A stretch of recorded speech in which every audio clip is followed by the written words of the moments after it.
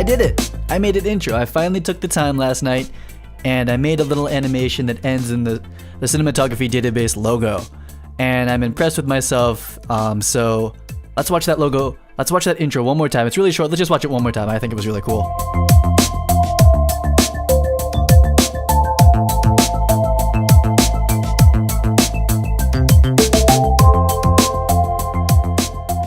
Yeah, so I mean, I don't play basketball. I had to Google like a cool like dunk pose to pose that up, but I had fun making that. I made that, of course, in Cinedesigner, and I think it's just cool to see like a lighting setup like spun around in 3D, and we'll talk about that during the break about how I made it and a little bit about the cinematography of it. So today we're going to break down the cinematography of Mad Max Fury Road. And for those of you that don't know, my name is Matt Workman, and you are watching Cinematography Database Show. And we are going to be breaking down the cinematography and a bit of the virtual cinematography of Mad Max. So let's hop into the other DB, IMDb. And so this is Mad Max. I think if I hit refresh, this does like cool graphic stuff. Can I do that here? Yeah, IMDb with the hotness. Someone paid a lot of money to make this IMDb page look furiously amazing. There's like explosions happening and like really spiky stuff on it. This is beautiful, honestly. And the webpage just exploded and it's telling me to buy the DVD. I think I bought this on iTunes, so I feel good that I already did that. So this is directed by George Miller. Go look up George Miller. Amazing stuff going on there. And shot by John Seal.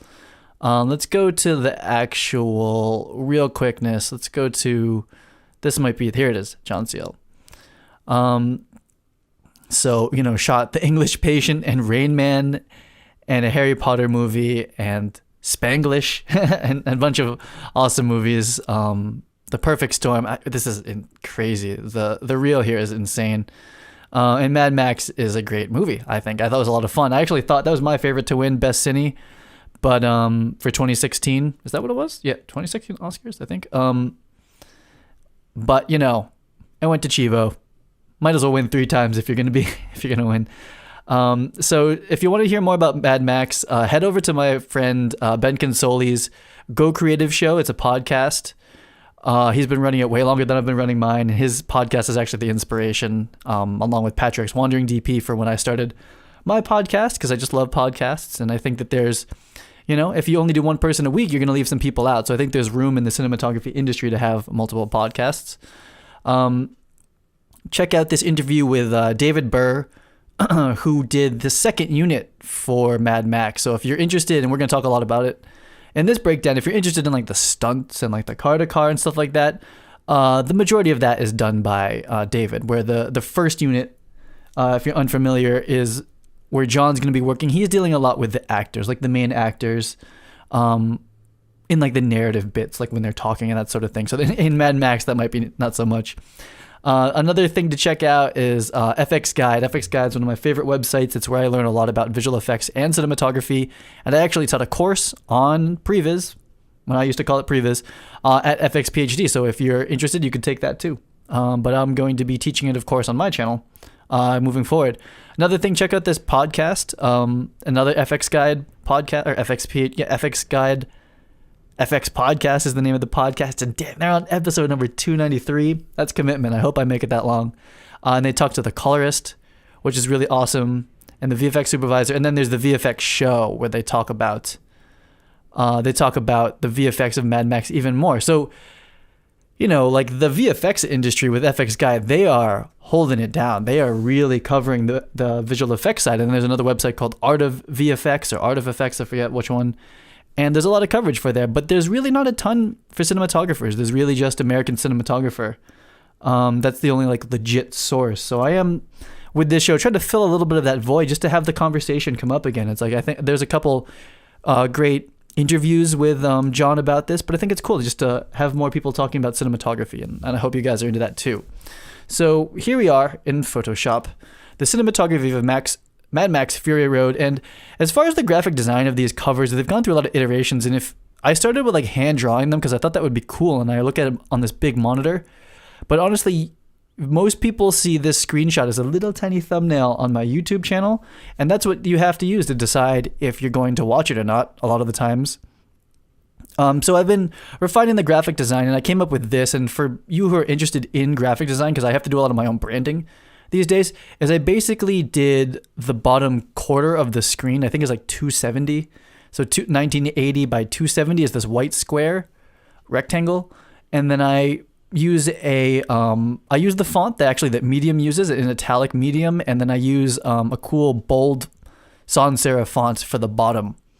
And I pick colors that match the thumbnail. And this is what reads to me the best right now as far as the YouTube thumbnail. So that's kind of how the graphic design of this has been evolving. But you didn't come here to learn about that.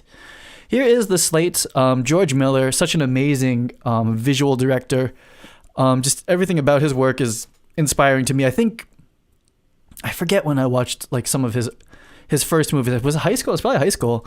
And he continues to do next level work, just pushing the medium. And I feel like British directors with the accent, you got one up over all the American directors just because of the accent. I hope that doesn't offend anybody. So here is George Miller, and he is using an SLR, a Nikon SLR, like a D70 or something like that. I don't know the Nikons that well, or D800, something like that. I don't know. And he's clearly using it as a viewfinder, which is super clever. And it looks like, is that a cube? You guys will have to let me know what the deal is with this. It's being wirelessly recorded somewhere else. So he can use this viewfinder, find his angles, and it's being recorded by, VFX or script supervisor, or someone's holding it down, so that he can not only look at the viewfinder, he can show other people. So that's a great evolution, and other than just using the old PL viewfinder, where that's well and good if only the director and DP see it, but the whole team these days would really benefit from seeing what the director's thinking about.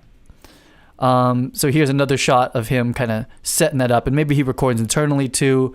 I think this is genius. I know Matty Libatique used to do this, not wirelessly transmitting it, but he used to use wireless. He used to use DSLRs when he was like shooting film, and he would take stills to kind of preview the lighting and show people, or just to show himself. So I thought that was kind of a neat thing about this movie that I found in the behind the scenes. Moving on, I was going through a lot of the behind the scenes, and I kept seeing this rig here with the carabiner and this system, and I might be wrong about exactly what this is. That's a Preston MDR box, and these are shape handles, and this is an ultralight arm. But I was like, what is in all this mess? I kept seeing this, and I was like, what is this thing? And then I saw this photo. Okay, here's the shape handles again. There's a shape. So I think for people maybe where English is not your first language, or maybe where English is not my first language, where I'm not pronouncing things precisely enough. These are handles made by Shape. They're really nice. You push in this red button, and then you can change the position of it really quickly. They're really good, and I like them, and they're a good price point. So I kind of see the outline of a camera here, and it's like, is that a Blackmagic? Is that a Blackmagic camera being used on this big movie? Is that what's going on? And I think I read that, and then the more that I looked around, I was like, oh yeah, I'm seeing Blackmagic cameras everywhere. And this actually looks like an Alexa M. So I got this wrong, but this is pretty cool here. He's using an Easy Rig and a monitor up here, and it's an Alexa M. So just like Revenant, Alexa Mini did not exist. And if you listen to the podcast with the second unit DP on Ben Consolia's podcast, he talks about how tremendously long this movie took to make. It was a long project, and I'm not going to paraphrase it because I kind of forget. Look at this LED. That's kind of an interesting there. Is that like a Cineo matchstick or something like that? I'm not really sure. Here's the Alexa M rig again. That's what this vent is here. So I'm just realizing now everything I was going to talk about is not quite right. Because that's an Alexa M. I thought every time I saw these shape handles, it was the Blackmagic camera, but basically they used a lot of Blackmagic cameras for crash cams, and they actually used them for like wide shots, and that RAW format held up, and they made it into the movie. So there is that. And again, the second unit second unit DP talks about how they use like 10. They'd have like 10 of them on every shot, and they would just add new perspectives because you're not doing these takes like 20, 30 times. You're doing them like once or twice. So having like 20 or like having like 10 extra Blackmagic cameras, it's going to really help. And, honestly, in the edit, the colorist talks about this. The edit's like so quick, and the coloring sometimes is so severe and so, I guess I'll just say severe, that the Blackmagic format mixed with the Alexa. So here he is with the Alexa rig again, or the Alexa Mini or Alexa M. And they have this interesting like double latch system. And there's another system like this, but it just makes it a little bit more robust and easier to get off and on the Easy Rig. Because the Easy Rig latch mechanism, when you connect the clamp to the camera, it's kind of a thing. And I feel like I've almost killed myself a couple times trying to take that off in a quick thing. So having a carabiner that's just a lot more like straightforward. The mechanism is like unlock, open. I can see why, like, you know, when it's kind of like a, you know, you're doing setups like this, you really want to be able to get that thing off quickly and reliably if you want to. So that kind of messed up what I was thinking. But so they basically used the Blackmagic camera for crash cams and some inserts. But what I was actually thinking was the Blackmagic camera turned out to be an Alexa M as I looked closer at it. Here we're going to talk a little bit about the lighting. And so when you're in the desert like this, it's probably, most people probably understand this. You don't really light it. You just can't light on wide lenses, miles of desert. There's nothing to do. The most you could ever do is bring in solids over people to bring down the light level on them.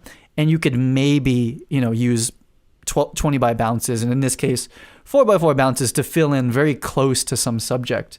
But essentially you're just going with it. And if you listen to the second unit DP, and I forget if John talks about it, there's a couple like hour-long interviews with John Seal about this movie. You know, when you're making a movie like this, you're just at the mercy of the environment, and you just go with it and you do your best with it. But continuity and sometimes even aesthetics just kind of go out the window because you're just filming furious, crazy scenes. But in this case, where's the sun? So the shadow's here, so the sun's going to be coming from up here, and they just kind of fill in for these two Steadicam cameras here, so that when she's walking, she has a little bit of fill light, so she's not so dark. And that's a good way of doing it. There's some clever stuff happening here. We have a bounce on the floor, which is going to help. So we have this low angle, so it's going to help. Where's the sun? The sun's coming this way. It's going to do a little bit of passive here, and then you'll see like a little shiny board here. This mirror is taking the direct light from the sun, and it's like ding, like that, right back at her. So this is, it's either, it looks like it's a shot that would be like kind of framed like this from this camera. And maybe she comes into the frame, or maybe they tilt up and they look at her, and they have these fill lights coming in here. But it's, again, not like a ton of HMI power, though we'll look at some HMI stuff in a little bit. The other way to deal with the sun, of course, is to bounce it back. So these are really filling in. These will set things on fire. Like, let's get some fire color here. This stuff equals fire. When you use these mirrors on a full daylight and you're bouncing sunlight back at things, it's really hot, it's really bright, and they're cool. And I've seen shoots where you have like armies of these reflectors to light something up, but it does rely on the sun actually being out. If the sun goes away, you just have a dark, crazy scene. But it's, even if you had HMIs, it's still a little bit dark. So here's another way of dealing with it: mirrors. This is not like high-level cinematography in any way, or high-level techniques. I mean, it's high-level cinematography. But I just wanted to break it down just as far as like what they were probably using for the majority of this. I'll keep the sunfire color here. So some more bounce, bouncing the sunlight back. This is a similar shot as I think in the Taylor Swift Out of the Woods breakdown. They do something really similar. It's steel deck, and they're looking up at Charlize, you know, in a shot that's like this, where where they're supposed to be on the ground, but of course to get over the shoulder and get this angle, you would have to dig a hole in the ground or raise everybody up. And, you know, the sky is so far above them that you can't really tell. You couldn't tell that, you know, they cheated and brought them all up. And this is a really common way of blocking scenes where you have to look up at someone who's supposedly on the ground. So seeing a lot of commonality and techniques as far as like Hollywood and music videos. And here's pretty much the only look at using an actual HMI. In a lot of cases, when you don't have the sun and you can't bounce, or the rig is moving, you just throw a big old HMI. What color should I make this? Well, HMIs are kind of blue. Well, we have this HMI par here. It's like a 90. It's not an M90. I don't know what this is. It looks kind of like a Mole Richardson HMI. That's just going to pound just hard light right into there, and you're going to fill in. You know, they can't even diffuse it because it wouldn't make it to them. It's just hard sunlight, and it looks like it's got a little bit of CTO here. Maybe half CTO to make this light a little bit warmer to match some of the sunlight. And that's what's going on. So those are kind of the ways that you approach lighting this kind of a movie, considering it's so wide and they're moving so quickly. And as we move on to some of the car breakdowns, I mean, you're just driving through the world. There's no lights. There's nothing like that can happen. So you're really relying on airy raw and some of the color correction techniques that they did. So this will be the last section before we take our tea break. Just looking at some of the gear here. When it comes to shooting exteriors, these sunshades are almost more important than this lens. It's like you can't see anything in these monitors if there's no sunshade. And even like this, it's still probably really hard. But here is a Panavised Alexa XT shooting airy raw. This looks like a primo zoom. These are really fun zoom lenses, though somewhat difficult to get as far as being affordable. I think they're recording to a codex here. I remember seeing something about codex doing a promotion for this movie, and the fact that they used it, it's very airy raw. They needed to capture as much dynamic range as possible. But then again, they mixed in Blackmagic footage. So there's a mix of things happening. This is a cool shot. So if you guys have never seen this before, this is called an AR revolution head. And it's kind of like, picture like a gimbal. Like a gimbal never lets the horizon of the camera go like this. You can't ever roll the camera. It senses when the camera starts to change the horizon, and it auto corrects it for you. This is doing something similar, but it's on a pole. So what he can actually do with it is he can go from low mode down here all the way up to high mode, and it keeps the horizon of the shot level. So he's essentially able to boom it up. And it's been around for a while, but I've still never actually used one or never had an operator who has one of these. But it's pretty cool. And you see it has like a regular Steadicam arm supporting it here. And in this one, they're kind of using it like a low dolly, which is fun. And in this scene, their truck, I think, is broken down. It's stuck in the sand. And they're like, this is where Max kind of like confronts them, and they first start like hanging out together. Though they don't want to hang out with him. This is a Steadicam setup here. You'll see the Alexa XT, you rip off the top handle, makes a nice little shelf for this converter. There's a codex on the back, and this is starting to look like a film camera, or like an F23, kind of interesting setup. We don't really use codec boxes like this that much anymore because the XTs have codex cards that go right into it. But maybe for like I might be wrong, maybe for like the SXT for longer record times, that sort of thing, you're still going to use a big chunky box like that. But in general, we want the cameras to be smaller, not bigger. That's why the Alexa Mini, did they enable the Alexa Mini to do RAW yet? If they haven't, they're going to let you do RAW, airy RAW to see fast cards. It's going to be glorious. I can imagine that I'll be shooting most of my commercials with that format on that camera. So just cool Steadicam setup. Little bit of Steadicam love. And here's a guy holding a tripod. This is the proper way to hold a tripod as you're walking around. I had to learn that as a camera intern. You can hold the camera the wrong way. And did I tell the story about how I dropped a camera once because I held it the wrong way? I feel like I might have told that on the podcast, but anyway, that's how you hold it the right way. Don't hold it like me the wrong way. So I'm a DP. I shouldn't be holding cameras. And another cool shot. Shout out O'Connor head down here. Hero of many movies. And this little guy here peeking out. We'll be talking about that after the break, what that arm is and how they use it. Just another cool behind the scenes shot. A lot of multiple cameras. See if you can find all the cameras. There's one down here. There's one. I think there's one here. I think that's a camera. There's one up there.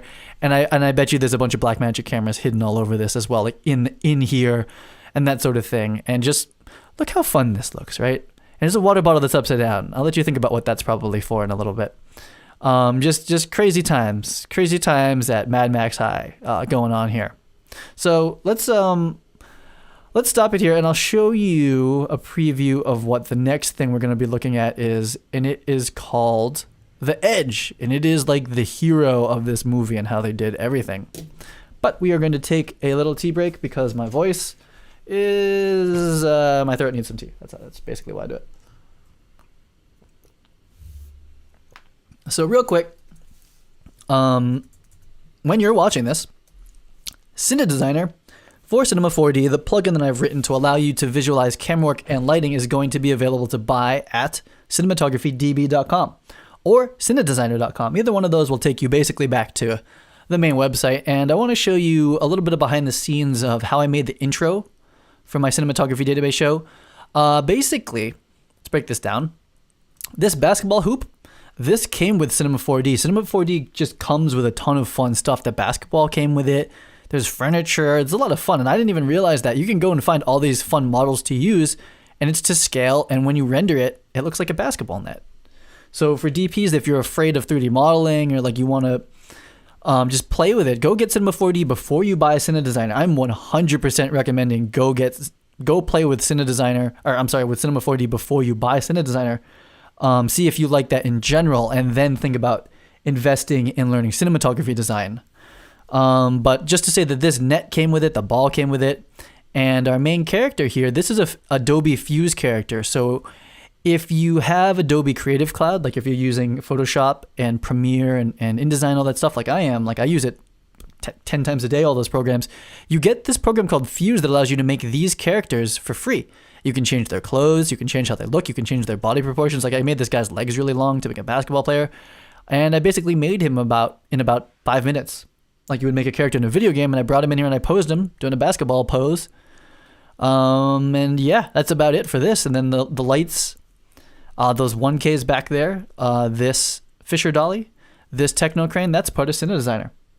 And we're actually not looking through those cameras in this demo. In this intro, what I basically did is I took a camera from here and I just did like some time warping where we like spun around them. But it's pretty cool to be able to look at a scene like this in 3D. And of course, as you get better at this and you start to adapt it into your workflow, you're able to show the director what this Technocrane looks like. You can show them what the lighting looks like if you have a 16K space balloon. Now this space balloon, I have to tell you, doesn't come with Cinedesigner, but I will add space balloons in the future, and or I'll just teach you how to make them. But really, I'll add them. I'll make sure that we have the right dimensions for all the different space balloons out there. And the light that comes off of the space balloon is really accurate. It's really cool. So let me show you a quick final render of this scene and what the lighting kind of looks like. And then I'm going to play the intro one more time because I just love that intro. It took a long time to make it, so I just wanted to show it. And then we're going to get right back into the show.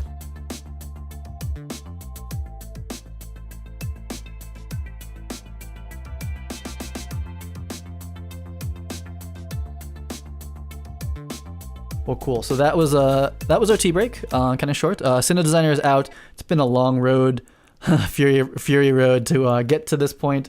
To have it be ready, it took me a couple years to wrap my head around the process, and then it took me another year or two to develop software and a workflow and a way of doing it so that I thought that filmmakers could use it. I'm really trying to make it filmmaker friendly. That was the goal. So hope you guys like it. So we're gonna get back to this breakdown. Okay, game on. So I forgot to make new layers on this, so I have to just draw right on it. But this is called, in this case, the edge arm and the edge head. But, not to blow up Edge, which is a company in somewhere, Europe maybe? I forget where Edge is based out of. They have this Ford, they blacked it out. This is a Ford F-150 Raptor, I believe. And this is, I'm sorry guys if this is wrong, but I don't think it is. This is called the Russian arm, is the make, but different companies buy them and they kind of put their names on them. And this down here is a flight head, likely the flight head 5 maybe, I can't tell from this far away. And you can basically buy this Russian arm and this head, and you strap it to whatever car you want. And there's a couple different companies that do this, but because Edge did such an amazing job in this movie, I won't mention the competitors on this episode. We'll just say that this is an Edge truck. So if you are looking to do this type of work, hit up Edge. They worked on Mad Max Fury Road, and they killed it. And so much of this movie is shot with these cameras. So as you can imagine, you can drive like crazy fast with this truck. It's pretty good at dealing with the bumps there. This arm somehow is controlled from the inside of the car and swings around. And this head down here is stabilized, which I'll have to find some cool demo videos. But basically, this point here swings around, and it can be like bouncing around like crazy. Was that cool? But what it basically does is it swings and it gimbals at the bottom. and it allows you to keep a relatively smooth shot. It absorbs all of that extra movement, and more than it absorbs it, it like normalizes the craziness. So if you were handheld, you're gonna see every little bump, but like what it basically does is it takes something that's like this and it turns it to like that. So it makes it less perceivable. And I can talk a little bit more about the science of stabilization and how gimbals work, and some of the different techniques that different stabilized heads use and how that technology has evolved. It's something that I'm really fascinated in, but I would need to do probably about a month of digging and research and videos to really do a good comprehensive breakdown of the different stabilized heads. And it's something I'd rather team up with like a big company like Monster or someone like that to do with. So make sure I'm getting the info right. So here's the stabilized head. I think this is technically a flight head, but we'll call it the edge head today. So it's basically this big jam here. And then this is kind of like a big gimbal. Like you look at this rod holding here, and then we have these two arms that grab it. Very gimbal-like. So it's going to stabilize any rotation that's this way. If the camera starts to rotate that way, it's going to rotate that way. And then the tilt axis is here. So the camera, these arrows are going to start to get bad. It's going to tilt up and down, and the panning happens up there. So this whole thing moves. And it has this big swaying motion because it needs to absorb these like pretty violent rotations and jerky movements that are happening. You'll see that they had two, and again, go listen to Ben Consoli's podcast where they talk about shooting this stuff. It's fascinating, but if you just want to see it, this is a good way to do it. You'll see that they have their, I think that's the Mercedes, and this is the Ford Raptor. And they've got two of them. So this Armada is driving at like 60 miles per hour, and then so are these cars. Pretty cool. This is one of the trickier rigs. I think this is where someone jumps from here to here, and they talk about this in the behind the scenes movie. This is the special effects guys built this rig, and they said it took 5 people to operate, and it basically allows him to safely jump from here to there and not get killed by these spikes. They stop him right beforehand while they're driving. And of course, this is captured with the edge arm and the edge head, and the Ford 150 again. So pretty crazy rig here. This isn't even grip territory, though the grips probably helped. This is special effects. I believe a stunts and special effects department. I don't work on stuff this big, so I've not had those like pre-production talks to know exactly how that breaks down. And sometimes I get it wrong, guys. So a lot of this is my interpretation. I don't personally work on movies this big. I just don't. I kind of hope to in the future. Though I'm kind of busy with Cinematography Database and what I've been developing as far as some software that's coming out, not just CineDesigner, some other stuff that's coming down the pipeline. But, I would love to eventually get to work on these movies in whatever capacity that is. If that's not the traditional cinematographer in some other kind of hybrid role that I kind of see happening in the future, I would love to work on this kind of stuff. And then I'll know for sure what's going on here. And I hope I'm still doing breakdowns and still talking to you guys when I get to that level. So here's what happens if... This is what I'm saying, where you can basically just get these arms. I think there's actually like I don't want to be racist. Some country makes kind of like a DIY version of this that you can strap to like whatever car you want. And that's all that's really happening here. And they're just strapping it on more elegantly for the big ones. But just look how close to the ground this camera gets. That is incredible. And I was actually watching the behind the scenes of a VFX movie. Oh, you know what it was? It was the breakdown for that Hulk and Spider-Man and Ant-Man commercial. Where they were doing a shot like this, and they were saying that they couldn't get the camera low enough, so they actually digitally made the floor higher in post, so you could do that too. I just thought this was cool to see the Russian arm strapped to like a Land Rover. Kind of funny. Here's a cool GoPro or looking kind of shot of the arm. It looks like a sailboat, and then here's a better look at the flight head / edge head. Pretty cool. There's a lot of these. I'm trying to get through it. Another awesome quick look at this head. I like remote heads. I like modeling them in 3D. I like using them in real life, and I like knowing how they work and how big they are and how they move and what they can do and what they can't do. And that's kind of why I made CineDesigner, was to be able to like make sure that these are going to get the shots that we want, ahead of time as much as I can. Another cool shot. This is definitely the long edge arm. That is a massive arm. And then you'll see how low it gets to the ground. So I think mid-shot, it started up here and they're driving. Oops. They're driving this way, and then the arm's moving down and swinging, and it ends up down here. Now, I was going to find it for this. There's a video of what happens when those arms hit the ground by accident, which can happen either by operator error, the guy running the arm, or like the car hits a big bump and the arm just boom hits the ground. It breaks and explodes. So it's a really finessed and crazy wild kind of video game that's, when you break it and you have game over, it's like $250,000 of a head and camera on the ground. It's a high stakes game, and you should listen to my podcast where I interview Phil Arntz about shooting stuff like this. And Phil's a young DP, but he has had a ton of experience with these arms. And you know, if you're interested in learning about like that firsthand, what that's like, you know, hit him up. He's pretty big on Instagram and social media. He'll probably get back to you if you want to really get into this stuff and know what that life's like. I can't believe they built this thing, and I think they blew it up actually for the end sequence. But wouldn't it be cool to have this in your backyard or something like that? Just be like having parties, and then you get to hang up here and and just have fun. So here's the Steadicam, another flight head. Oh, that's their other. No, that's still the edge head. I thought this was a really cool shot. You guys might be getting sick of looking at these shots, but I never get sick of this. This car is obviously driving this way and he's running, and it's the way to shoot this kind of stuff. And that's a cool behind the scenes photo. Two edge arms shooting at the same time. Not going to happen on my shoots probably anytime soon. I already showed this one.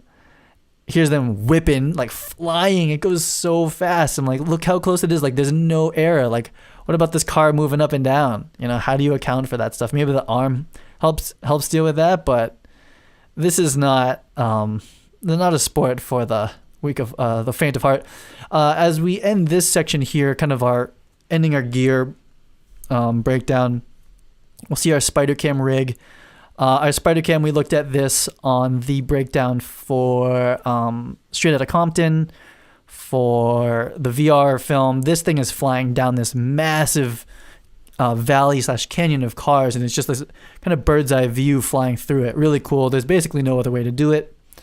Steadicam, some sort of stabilization system going, and this is being, I believe, hung from up here, and then there's a big cable going through that this is flying on, and this round head is a Libra.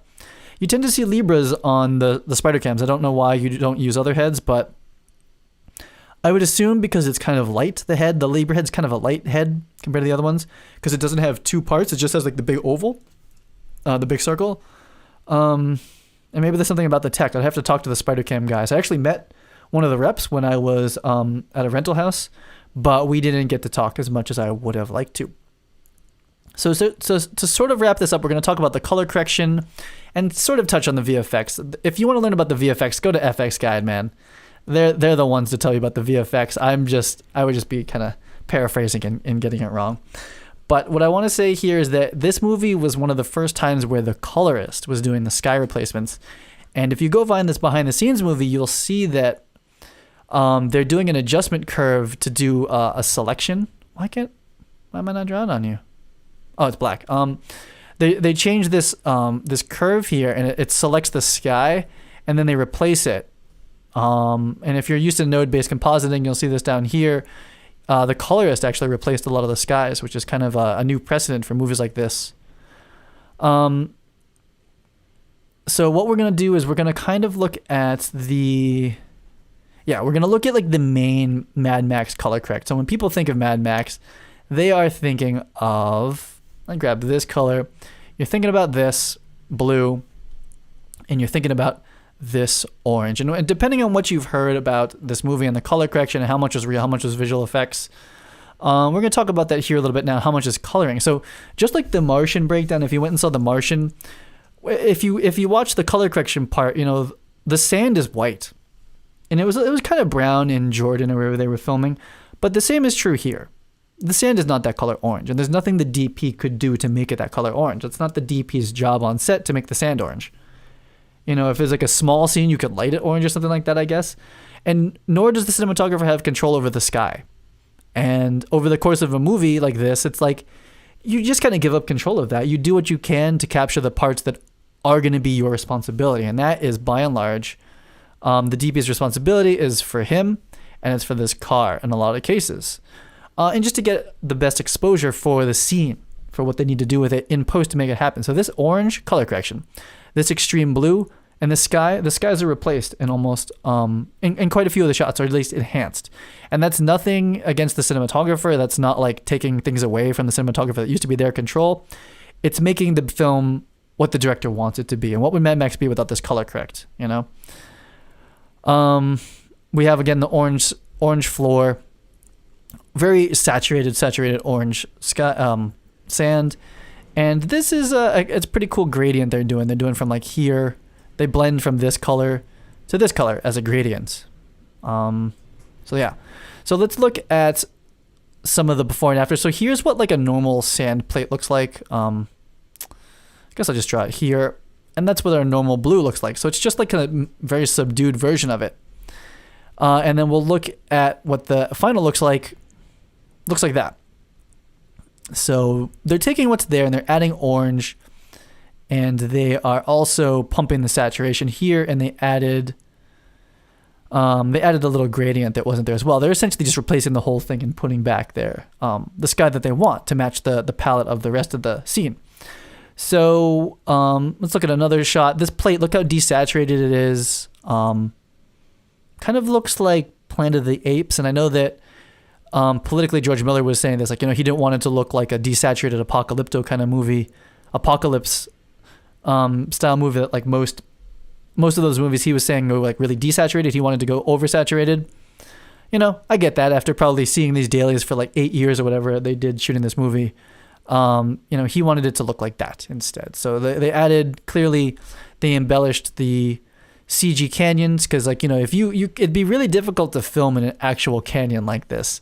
For a lot of reasons, you couldn't get the angles you needed. So a lot of the times they would shoot in more reasonable spaces. They would shoot in more reasonable places like this, and then they would add the canyons in post, and then again they'd warm up the sand quite a bit. But are they respecting the sun direction? Yeah, they are. And what the VFX supervisor was saying in the beginning of this is that he really pushes to have the cameras capture the action still. There's something about a real-world lens and a real-world camera movement and real-world objects that just help make it feel real. Like we haven't quite gotten there in CG yet, though I think that we probably will be very soon. But there's something that just makes it feel a little bit more real, a little bit more believable, where you just don't disengage. When things start to feel fake, and I'm not going to call out movies right now, because I've got a lot of good friends in the VFX industry. We all know it. When you're watching a movie and the shots feel fake, it's subconscious a lot of the times. It just doesn't feel real. A lot of VFX supervisors are still in the mindset that the more you shoot practically, the more likely the audience won't disengage from it. You know, you're trying to augment what's there, not completely generate it. But then again, there are scenes that are completely CG that you 100% did not know, and you just watched it. So here is kind of a VFX shot, but also just to show the color correction again that kind of happens. So they added the mountains, they added the fire, and the color correct, you know, again, goes very saturated orange. So I thought that's cool to see that. And the rest of these slides, before we get to the last setup, are just going to be kind of like a love story ode to the color correct of this film. Just lovely. I really enjoyed it.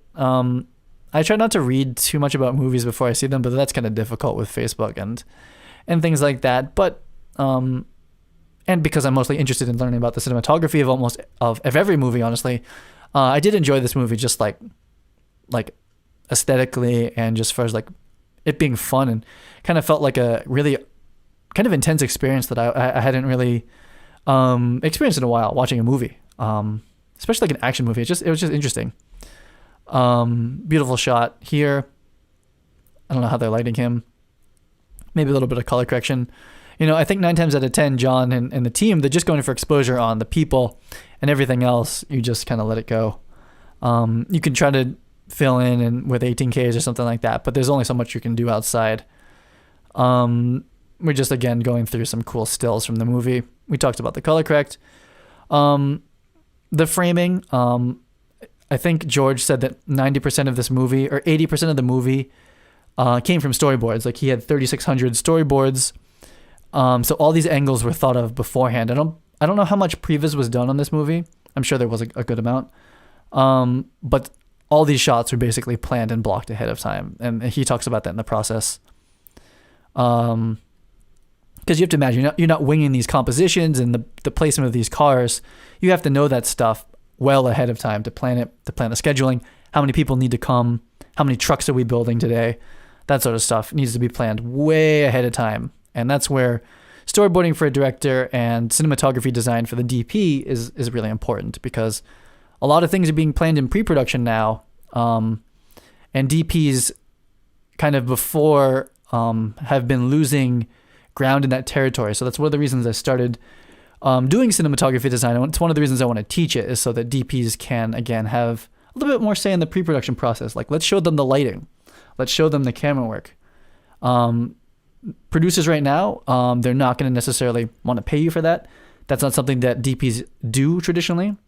But like I kind of mentioned before, I'm kind of starting the cinematography database army, where, you know what, no, we do that. We are going to pre-visualize. We're going to do cinematography design. We're going to show you some of the angles. We're going to show you the lighting, and work as part of that team in pre-production. That's part of the goal here. Here's a cool plate shot, and it's just kind of amazing to think about what the visual effects team is able to do with those plates. A lot of the shot, the energy of the shot, the framing, and the overall like intention of that shot is preserved, but then they recreate this incredible dust storm. It's beautiful. It's amazing, and it's stuff that, you don't want to go film that in real life. You don't want to go die filming a dust storm. You'd rather have the VFX team do it. But it's just an incredible combination of, it's just incredible cinematography. It's just like, if I can go back to that for like 2 seconds, I guess I won't have to, but just the combination of the live action capture informing keeping it real and engaging for people to watch, so you don't disengage, and then just adding just incredible art over it and incredible cinematography. Just the whole thing. Cinematography these days is about the whole pipeline. It's not just what the DP is doing. It's about what the colorist is doing, of course, and what the visual effects team is doing as well. And sometimes it's increasingly about what the visual effects team is doing. And in this movie, it's what the colorist is doing. So let's talk about this last thing here, is day for night. So for this movie, there's a good amount of night scenes, and you're not filming in the desert at night because you won't see anything. The moon in the desert, not light in the scene. You could have like 20 100K soft suns. You're still not going to light up the desert. It's not going to happen. So you have to film it during the day. And you basically color correct it blue. That's what they did. And I love this. I love this kind of like just go for it, strong graphic style. I think it's cool. I think it's kind of bad when you go half-ass with it. You try to make it like half real, half comic book style. They just went full comic book, and I think that's awesome. And I love stuff like that, like 300 and Sin City. You just go for the style, and what comes out of it is a hybrid of cinematography and visual effects and graphic design, and I'm all about that. I think that's really cool. It's actually one of the reasons I got in the industry, was to kind of try to make that kind of imagery. But for something that's interesting, and they talk about this in the FX Guide podcast, I think, is that the visual effects supervisor actually came up with a technique of overexposing the daytime footage by 2 stops. And we're going to look at some of that in a second. Because when you do this color correct, the blacks go away. So you're not trying to preserve any of that. And the highlights get changed into this. So by overexposing, you're actually placing all the information in this tonal range. So that's a case where knowing the final color correct, knowing what the final workflow is going to be like, informs the photography. And that's what's starting to happen these days with better pre-visualization techniques as far as color correction, using on-set color correction, and knowing the post workflow, talking with the colorist before the shoot, talking with the VFX supervisor before the shoot. You come up with a better image in the end. Because they overexposed it, it's not that plate looked especially good, but they were able to make this image because of that. If you didn't overexpose this, it wouldn't look this good. You wouldn't have as much information where you need it. So I thought that was a really great story and a great example of why Mad Max is a great piece of cinematography work, because it's really a collaboration between the live action, the visual effects, and the colorists. And I was really happy to hear that story. This looks like daytime where they replaced the sky and made it dark, but it's a cool graphic thing, and it shows you that it's nighttime. Do you want this to actually be like all black? So it's like actually like like realistic nighttime. I don't think so. I think that it's completely cool to do it the comic book way. That's not the greatest still in the world, but there's like a lens flare because this guy's, just got blinded and he's shooting his gun in the dark. But yeah, so here is that daytime plate that I was talking about. And it's overexposed, though it's airy raw, so it's pretty beefy. But you see that it's like all of this stuff, all this information, like don't worry about it. Just blow out the sky. Worry about capturing in the shadows here this information. So depending on your comfort level with color correction, you'll see what range of the image is actually preserved here in the color correct. It's here. It's a lot of the detail in this area. So, oops. If we look at why you expose like this, it's because you're looking to capture this detail that's going to actually ever be seen by the audience, which is here. And the sky's a replacement, and they added some CG fog and maybe some of the reflections. So it's just kind of a cool illustration. If you did listen to that podcast, it's cool to see it, to see the plate, and to understand that they all decided to overexpose this by 2 stops. So here's another shot. This looks CG to me, but I guess it's real. Again, supposedly overexposed by 2 stops. I think somewhat normalized for this video breakdown, because overexposed 2 stops is a lot in digital. But then here's the final color correct. And hopefully that provides you some insight into why these days cinematographers more than ever have to be in tune with the visual effects department. They need to be in tune with the colorists, knowing the final coloring. It's not because you're doing less, it's because the director is wanting to do more than you can capture in live action, and he or she will be consulting with the VFX supervisor and the colorists to make that happen.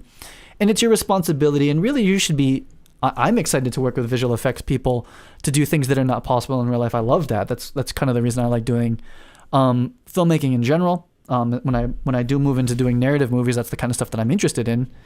So I thought Mad Max was a really cool look at some hybrid cinematography and the way that cinematographers are now working with the whole image making pipeline team, and directors who are true visionaries like George Miller, Ridley Scott, J.J. Abrams, those kind of people. We all know them. They're going to require you to work with VFX production designers so that together you guys can deliver the best images possible. And maybe you guys already know that. Maybe that's really cool, but that's not necessarily what I was taught coming up as a cinematographer. So I wanted to kind of put that out there. So that's our look at Mad Max. Hope you guys like that breakdown. This really is these breakdowns are really my interpretation of it, and I'm just trying to provide context to, like, anyone can go find this B-roll, anyone can go do this stuff, but I'm trying to give it my point of view from the world, which I think is hopefully getting a little bit more clear where my stance is as far as like where DPs are and where the DP where I'm trying to help DPs move to in the future. A lot of it is to help DPs exist in a relevant way in this kind of new ecosystem for making movies. So that's going to wrap it up for this one. It's Monday, man. It's April 4th, and Cine Designer is out in the world, and no one's bought it yet because I'm recording this before it. But, thank you for everyone who was in the beta. Thank you for the people that are going to or have bought the first release. It's going to be a fun rocky road in the beginning, but if you're interested in being like an early adopter and getting in the ground floor, I am going to be inviting all the Release 1 people to a special Slack channel, essentially. And you guys can just yell at me all day and just tell me what doesn't work, tell me what you want to do better, what stuff you want to be added. I just want to know what people are using it for. I've had production companies tell me that they're going to buy 4 seats of it and start offering Cine Design as a service for consulting and for their clients, which I think makes a lot of sense. It's kind of what the previous companies are doing, but I'm giving you the tool set so that you can do that. Many students have contacted me and said that they want to use it for learning and playing with setups.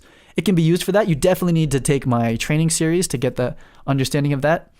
And the last thing I want to say is that to address the accuracy, Cine Designer is a visualization tool. It's not a scientific recreation of reality. Okay, so please watch the Cine Design training series that I'm doing. It's basically daily YouTube videos that are on the website on YouTube, where I'm going to teach you Cinema 4D from scratch and also explain to you the workflow of using Cine Designer, what it can do, what it can't do. I will say that the more you know about real-world cinematography, the more your Cine Design will reflect that. Cine Designer is not going to stop you from doing things that are impossible. Just like an architect who's trying to visualize a building could make a building floating in the air that's upside down. You could make that, but you're not going to build it in reality. Cine Designer is the same thing. It's not going to hold your hand all the way through it, but if you know what you're trying to visualize and you're trying to discover angles and what certain types of lights look like and what mixing lights would look like and communicate that to your team and to your director, it can be used for that. But just know it's not going to hold your hand, and it's not going to stop you from doing things that are impossible. So I just wanted to say that. So thank you for watching this episode. I forgot to answer a question. I meant to answer a question. I'm sorry. We have them all saved. And I do want to start answering questions more, but I'll try to do that on the next episode, and looking forward to it. Thanks for watching. I'll talk to you later. Bye.